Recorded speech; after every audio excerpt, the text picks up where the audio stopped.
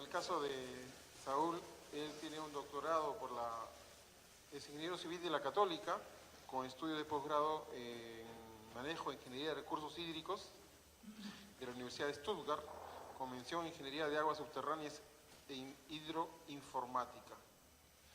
Entre otros temas, maneja lenguajes de programación y desarrolla algoritmos para el análisis de parámetros hidráulicos, así como códigos para la interacción del agua-superficie. Ha desarrollado una serie de investigaciones en flujo regional en la península arábica, en Perú, y tiene una experiencia en hidrología minera por más de 7 años. Bien, doctor Montoya.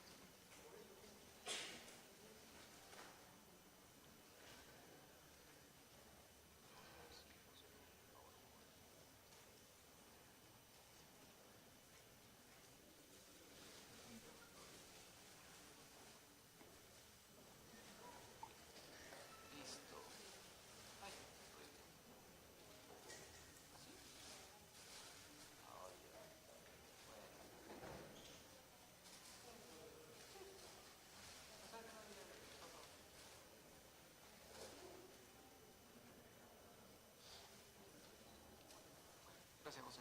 Ok, ¿me escuchan? Sí, buenas noches. Ya bueno, mi nombre es Saúl Montoya. Acá la valla está muy alta y en realidad agradezco a Carlos porque ha hecho una muy buena presentación. Hemos visto bastantes cosas del ciclo hídrico. Yo se ha hablado bastante de Cajamarca. Y bueno, voy a lo que es el punto de la... Ahora sí creo que esto de acá...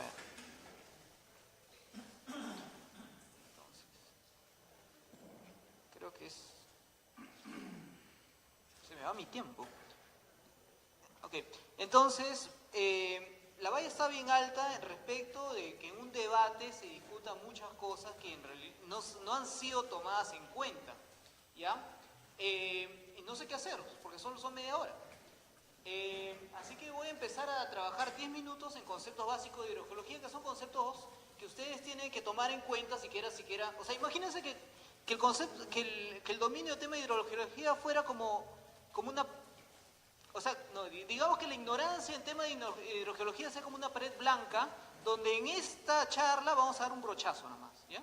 O sea, no vamos a pretender hacer algo importante, pero al menos vamos a ver qué es la hidrogeología como la rama de la hidrología que estudia la disponibilidad, movimiento y calidad del agua debajo de la superficie, ¿ok? Entonces, ¿ya?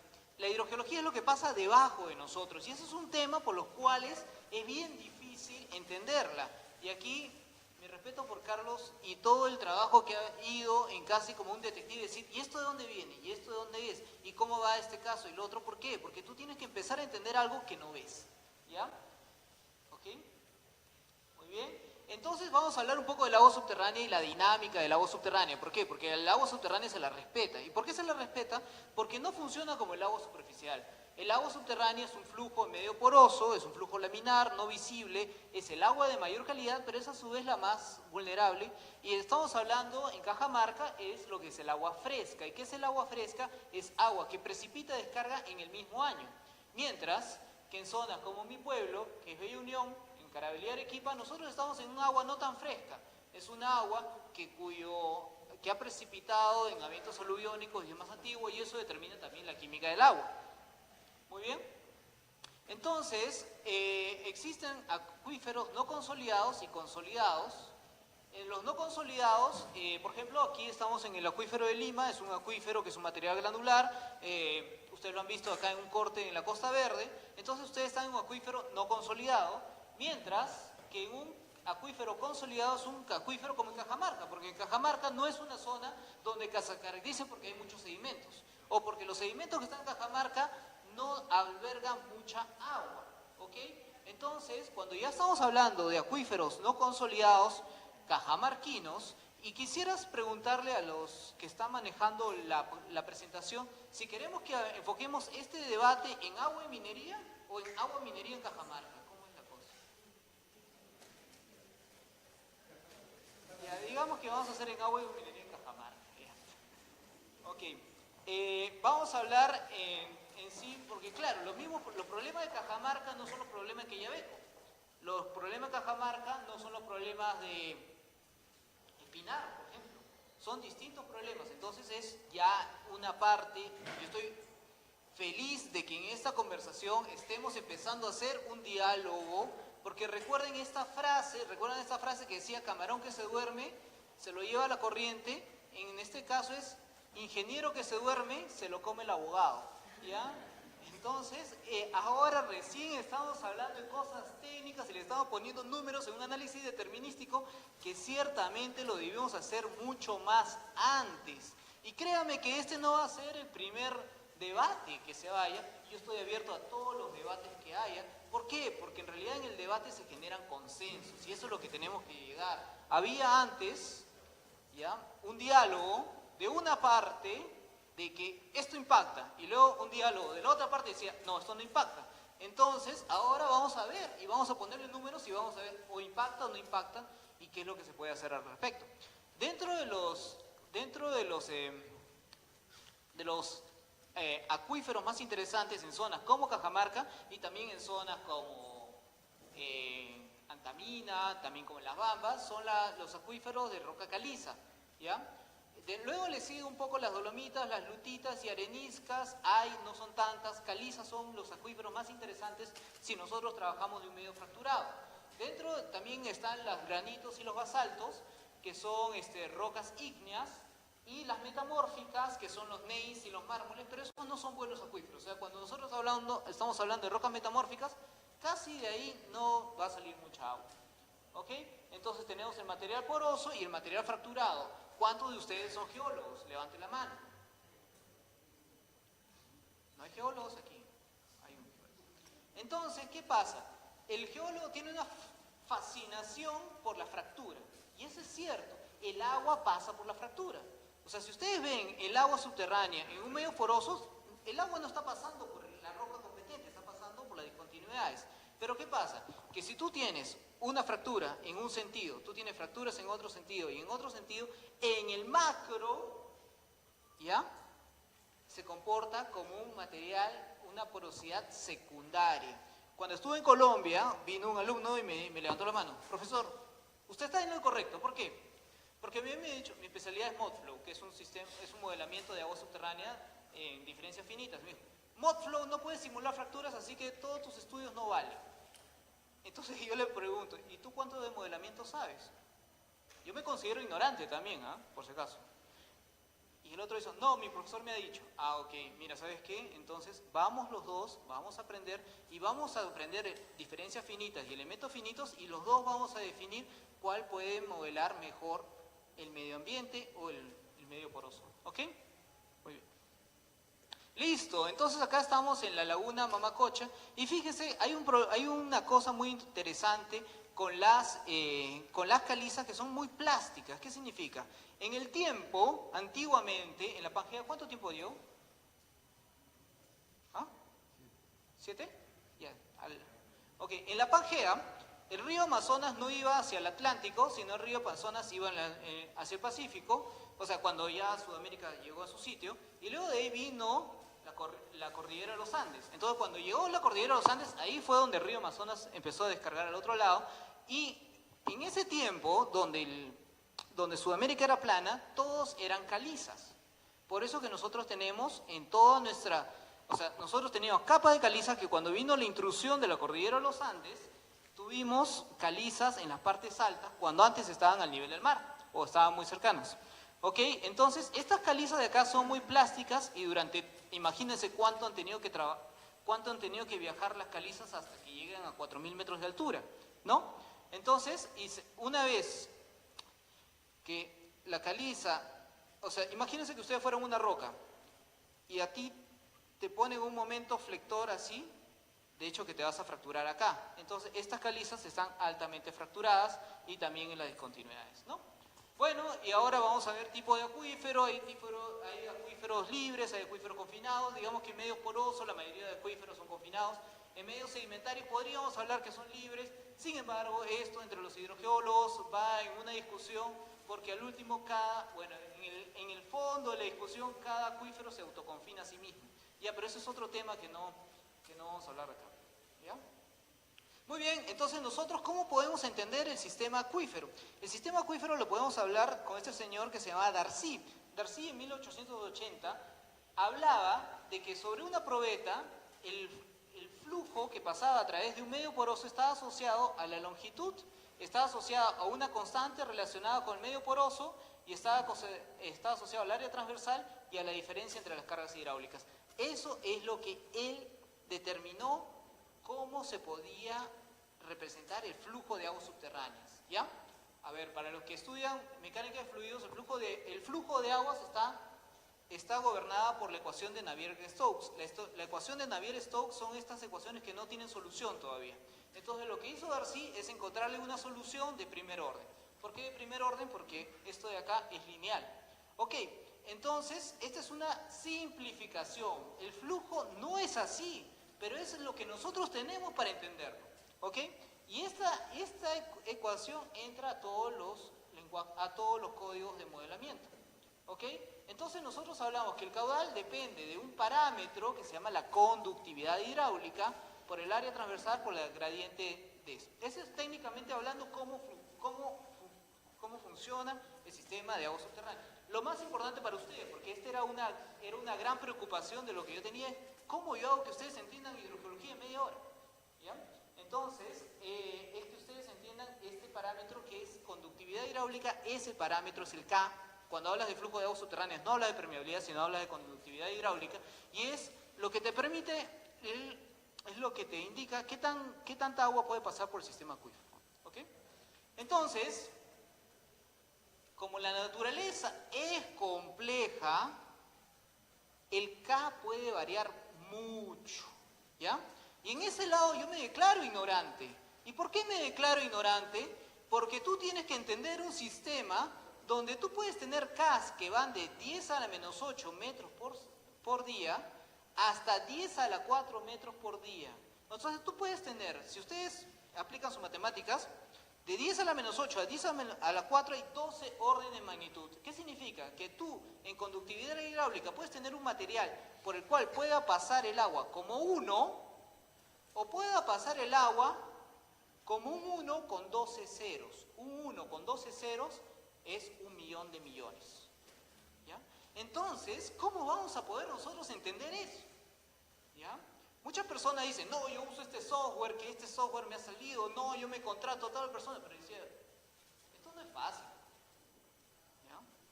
Esto no es que yo me leí el manual del otro. Aquí nosotros tenemos que las rocas con menos conductividad hidráulica son las ígneas, las lutitas, las arcillas, y las rocas con mayor conductividad hidráulica son los basaltos fracturados, las rocas calizas fracturadas y las gravas. Esos son materiales de mayor conductividad hidráulica. Ok, entonces, ¿cómo funciona el sistema de aguas subterráneas? ¿Ya? Antes que esto, le voy a hacer un favor a ustedes. ¿Ya? Olvídense, yo una vez hice un taller de campo en Cajamarca, ¿ya? De hidrogeología, y vinieron bastantes alumnos. Pero vinieron dos personas que en pleno taller el señor sacó sus, ¿no? Hizo unas varillitas de alambre con el cual dice que están detectando el agua, la radiestesia. Entonces yo dije, bueno, ya, ¿qué más? ¿Qué puedo hacer? Ya, o sea, tampoco no me puse mal, ¿no? Ya, hay dos cosas que se tienen que olvidar en el sistema de agua subterránea, que es, no hay ríos subterráneos, ¿ya? No hay ríos, no existe. O sea, a menos que tú tengas rocas calizas evidenciadas en un reporte como karst, no existe otra manera de que por abajo esté pasando un río. ¿Ya? Todo es un medio poroso. ¿Ya? Siempre es que tendemos a inventar historias sobre las cosas que no entendemos. ¿Ya? Porque para nosotros entender nos da seguridad. ¿Ya? ¿Ok? Entonces, Otra de las cosas es que el agua siempre está gobernada por la gravedad en el 99.9% de los casos. Hay dos casos que son gradientes de densidad y el otro caso es gradiente geotérmico, en el cual tanto el cambio de densidad como el tema geotérmico puede cambiar el sistema de flujo. Pero eso de ahí son excepciones, ¿ya? El 99% de los flujos de agua, 99.9% es así. El agua que entra en la zona de recarga va hacia abajo. Ahora, como el agua es inteligente, dice, yo voy hacia abajo, ¿ya? ¿Por qué? Porque lo que me mueve es la gravedad. Pero yo tengo que descargar en el sitio cercano o más cercano, que es este. Yo no me voy a ir al centro de la Tierra, entonces empiezo a hacer mi camino hacia abajo y acá un flujo ascendente. Este es el flujo de aguas subterráneas y eso va a indicar también la zona de impacto, porque ahorita lo vamos a hablar en este. ¿Ok? Entonces la recarga ocurre en las zonas de recarga. Hay algo acá que Dios, o cualquier Dios, el Dios en el que ustedes crean, o si no creen en ninguno, no hay problema, ¿ya? Pero dice, ¿cómo se formaron los minerales? Los minerales se formaron en la cordillera de los Andes por procesos intrusivos que traían alta sulfurización, eso lo sabrán mejor los geólogos, ¿ya? Pero resulta que si, ¿cómo dijimos que era cómo dijimos que era América antes de la cordillera de los Andes? Era plana, ¿no? O sea, vino de la Pangea, se acomodó y era así. Y luego vino la cordillera de los Andes, que son procesos de intrusiones, y justo en la parte de arriba de estas intrusiones es donde están las mineralizaciones. Pero ¿qué ocurre también, como lo dijo Carlos en su presentación? ¿Qué ocurre en esas partes de arriba de los cerros? Llueve más. Y ahí viene la paradoja, ¿ya? Que acá en Perú sí tenemos una manera de discutirlos. ¿Por qué? Porque en Colombia tienen una ley del páramo que dicen a partir de los 3.000 metros no se puede hacer nada porque es la zona de protección 3.000, tienen una cota ellos, 3.200 algo, ¿ya? Y entonces ese es su páramo, ellos no pueden hacer nada ahí, pero es exactamente ahí donde están los minerales, ¿ya? ¿Ok? Entonces, ¿cómo hacemos nosotros para proteger el medio ambiente y nuestras cuencas y a su vez hacer minería? Porque no es que tú vayas a... Ok, ya veamos el caso, ¿no? Yo no hago minería porque protejo mis cuencas. Ok, ¿y el PBI? O el otro dice, yo hago minería porque yo necesito hacer y los recursos hídricos. Y entonces, ¿dónde está la ingeniería si no es la búsqueda de soluciones para la sociedad? Ok, acá no estamos tratando de tomar posiciones particulares. Acá nosotros estamos tratando de sacar y encontrar soluciones porque nuestro futuro está muy ligado a lo que hacemos. Todavía, miren, si Perú funcionara y viviera de crear celulares y tecnología y acá se hicieran los iPhones y todo lo demás, quizás esta discusión no tendría sentido, pero no lo hacemos, ¿ya? ¿Ok? Entonces las descargas, hay que ver que las descargas de aguas subterráneas ocurren en dos zonas. En el flujo, a través del caudal base, y a través de en los bofedales también es una zona de recarga, de descarga de aguas subterráneas. Ok, entonces acá nosotros tenemos algo como es nuestros Andes, y acá vemos que acá está la zona de recarga, la zona intermedia y la zona de descarga, ¿no? Muy bien, y acá vemos un caso que es el caso de los ríos que ganan. ¿Y qué es el caso de los ríos que ganan? Son cursos de agua donde el sistema de aguas subterráneas tiene mayor nivel que el río, por lo cual el sistema de aguas subterráneas, ¿se le estaría dando agua al río o el río le estaría dando agua al sistema de aguas subterráneas? ¿Qué dicen ustedes? ¿Le da agua, el sistema de aguas subterráneas, le da agua al río o el río le da al sistema de aguas subterráneas? El sistema le da agua al río. Entonces ese se llama un río que gana. ¿Por qué? Porque a la medida que el río avanza, el sistema de aguas subterráneas te va aportando y el río va teniendo mucho más caudal, ¿ya? En la mayoría de ríos encima, por Cajamarca, ¿ya? Los ríos son un río que gana. Pero por ejemplo, cuando un río ya viene por acá por Lima, se convierte en un río que pierde. ¿Por qué? Porque el acuífero tiene un nivel más bajo y el río tiene un nivel más alto, y a medida que el río avanza va perdiendo agua. El caso más crítico es en Ica. En Ica, el río Ica naturalmente lo descarga, o sea, se pierde.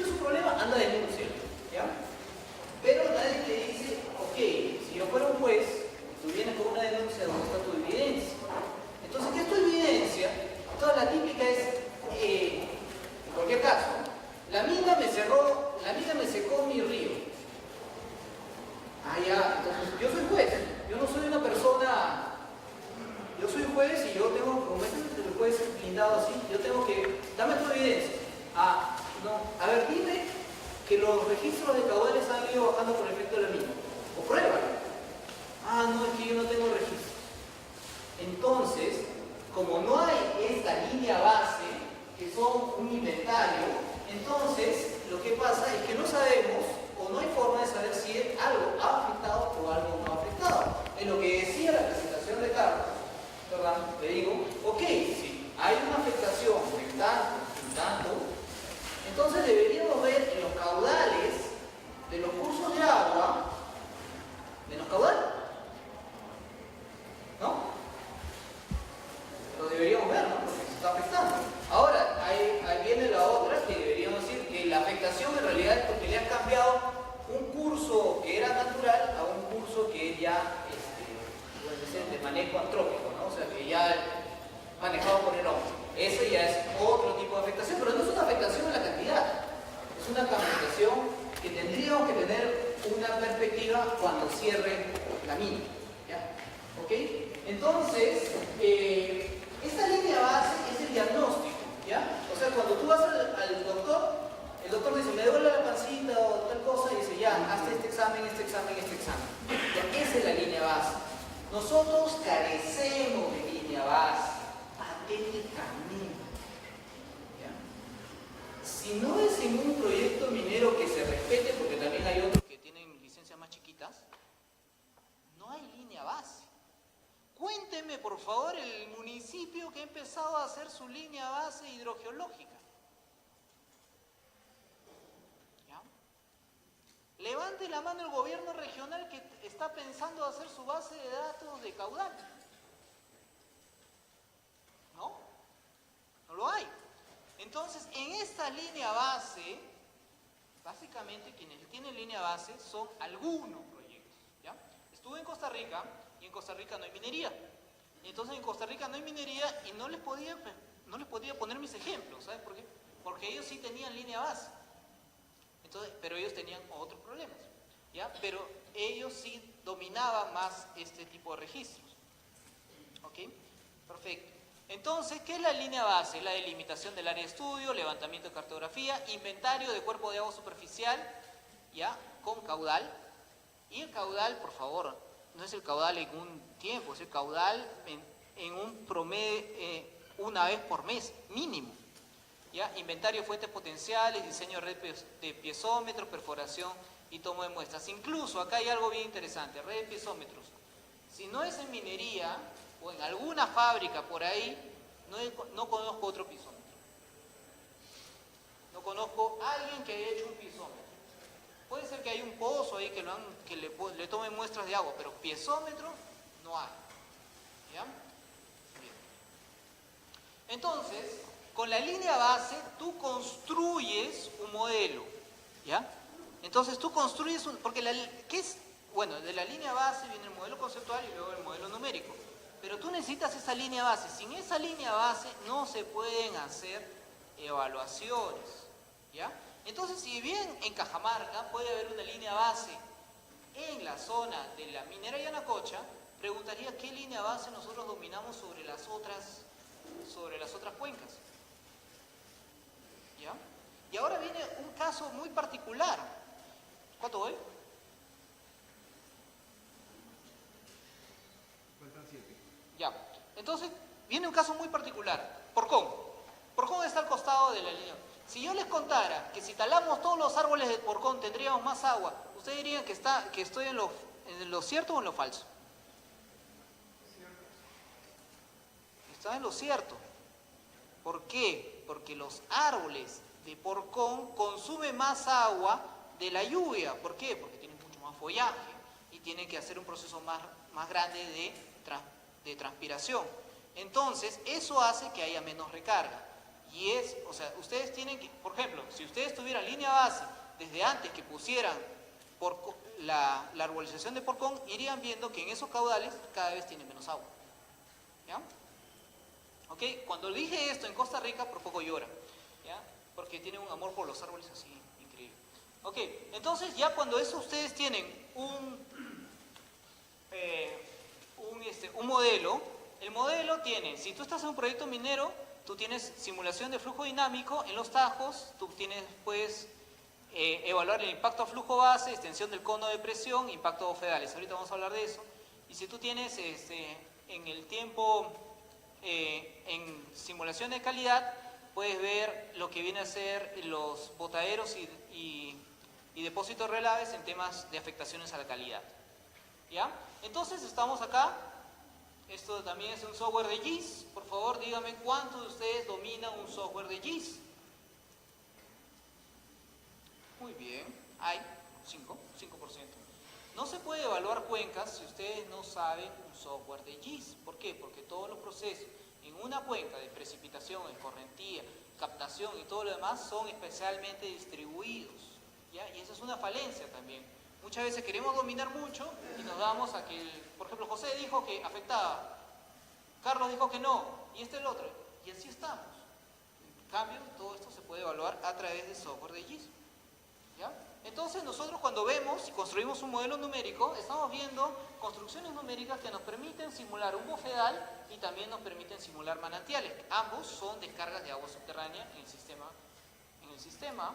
Y luego acá lo que viene a ser, no es el tajo de Chaquicocha u otro tajo, pero esta es la extensión del tajo y esta es la depresión de la napa freática por la excavación del tajo. Si ustedes excavan más profundo, más rápido, van a empezar a salir agua. Y ahí viene un caso que quisiera acotar.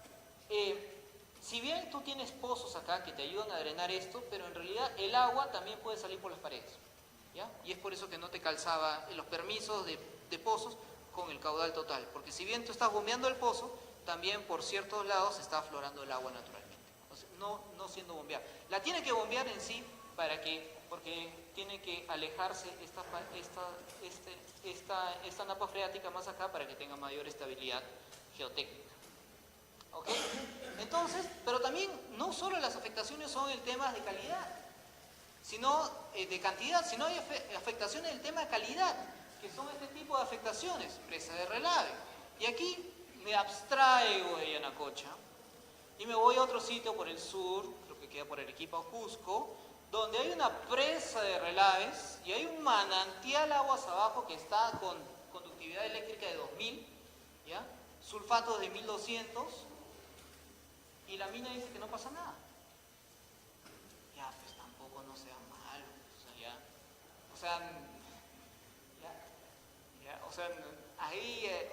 y es ese tipo de cosas. O sea, hay cosas que puedes explicar y hay cosas que no puedes explicar. ¿Ok?